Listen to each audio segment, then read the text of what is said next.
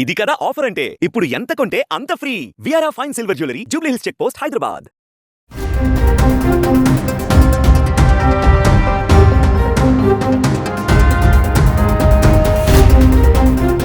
హైదరాబాద్లో ఘోర సంఘటన చోటు చేసుకుంది. హబ్సిగూడలో ఫైనాన్షియల్ ప్రాబ్లమ్స్ కారణంగా ఒకే ఫ్యామిలీకి చెందిన 4 ఆత్మహత్య చేసుకున్నారు. మృతుల్లో చంద్రశేఖర్ రెడ్డి, ఆయన భార్య కవిత, 9వ తరగతి చదువుతున్న సిద్ధార్థ్ రెడ్డి మరియు 5వ తరగతి చదువుతున్న వారి కుమారుడు ఉన్నారు. ఉద్యోగం లేక 6 నెలలుగా ఖాళీగా ఉంటున్న చంద్రశేఖర్ రెడ్డి ఒత్తిడి తట్టుకోలేక 2 పిల్లలను చంపి 2 దంపతులు ఆత్మహత్య చేసుకున్న సంఘటన స్థానికంగా తీవ్ర కలకలం రేపింది.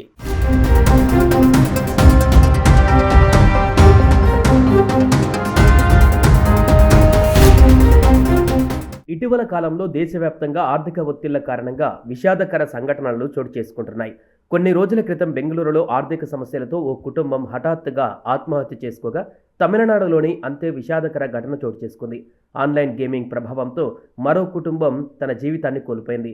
అధికార యంత్రాంగం, పోలీస్ శాఖలు విస్తృతంగా అవగాహన కార్యక్రమాలు నిర్వహిస్తున్నప్పటికీ ఇలాంటి ఘటనలు నిరంతరం కొనసాగుతూనే ఉన్నాయి. తాజాగా హైదరాబాద్లో ఒకే కుటుంబానికి చెందిన 4 ఆత్మహత్య చేసుకున్నారు. స్థానికంగా ఈ ఘటన కలకలం రేపింది.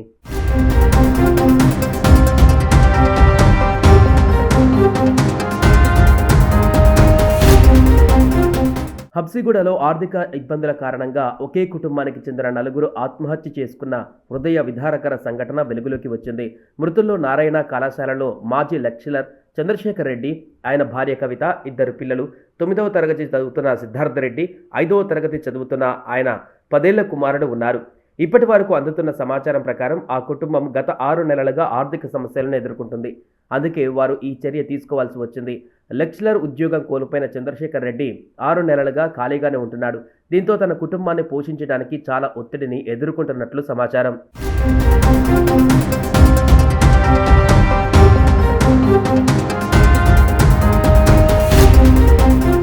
స్థానిక సమాచారంతో పోలీసులు సంఘటనా స్థలానికి చేరుకొని ఈ విషాద సంఘటనకు దారితీస్తున్న పరిస్థితులను పరిశీలిస్తున్నారు.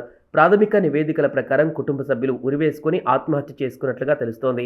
దంపతులు ముందుగా 2 పిల్లలను చంపి వారు కూడా ఆత్మహత్య చేసుకున్నట్లు తెలుస్తోంది. ఈ విషాదానికి ఆర్థిక ఇబ్బందులే ప్రధాన కారణమా అనే కోణంలో కూడా పోలీసులు దర్యాప్తు చేస్తున్నారు. మృతదేహాలను ఆసుపత్రికి తరలించారు. ఇటువంటి సంఘటనలు సమాజంలో ఎక్కువ చోటు చేసుకుంటున్నాయి. ఆర్థిక స్థిరత్వానికి, మానసిక ఆరోగ్యానికి ప్రాధాన్యత ఇచ్చే విధంగా మరింత అవగాహన అవసరమని నిపుణులు సూచిస్తున్నారు.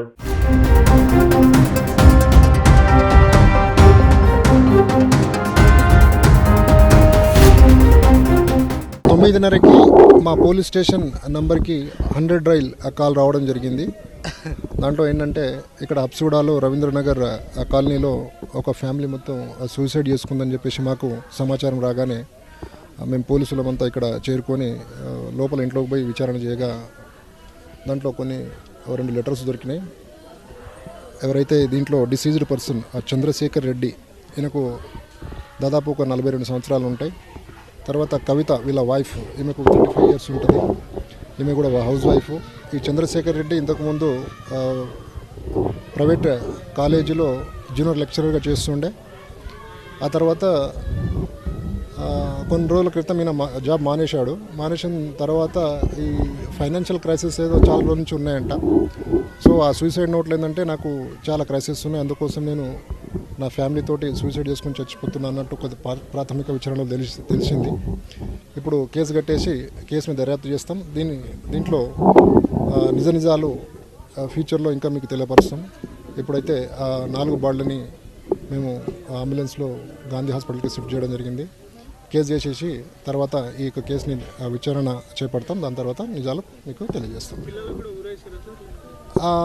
చూస్తే అదే విధంగా కనపడుతుంది, అక్కడ మార్క్స్ కూడా కనపడుతున్నాయి. ఫస్ట్ ఆ పిల్లల్ని ఇద్దరిని కూడా ఉరి వేసిన తర్వాతనే వీళ్ళిద్దరం చేసుకున్నట్టు మాకు కొంచెం అర్థమవుతుంది. అది కన్ఫర్మ్ చేస్తాం మేము.